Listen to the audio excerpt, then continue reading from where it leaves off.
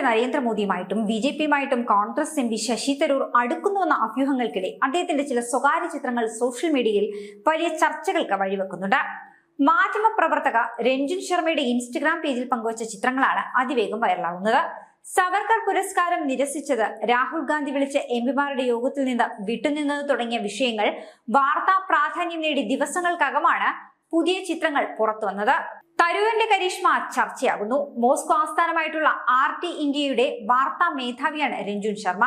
69 വയസ്സുള്ള ശശി തരൂറും രഞ്ജൻ ശർമ്മയും തമ്മിലുള്ള അടുപ്പം പ്രകടമാക്കുന്ന ചിത്രങ്ങളാണ് സോഷ്യൽ മീഡിയയിൽ പങ്കിട്ടിരിക്കുന്നത്. ചിത്രത്തിൽ സിംഗിൾ സീറ്റർ സോഫയിൽ ഇരിക്കുന്ന തരൂരിന്റെ അടുത്തുള്ള കൈത്താങ്ങിലാണ് രഞ്ജൻ ശർമ്മ ഇരിക്കുന്നത്. രഞ്ജൻ തരൂറിന്റെ തോളിലും മറ്റൊരു കൈ അദ്ദേഹത്തിന്റെ കയ്യിലും വെച്ചിട്ടുണ്ട്. ഇരുവരുടെയും ഈ ഒരു ഇരിപ്പ് കണ്ടാൽ രണ്ടുപേരും തമ്മിൽ അടുപ്പത്തിലാണോ എന്നും ചിലർ ചോദിക്കുന്നുണ്ട്.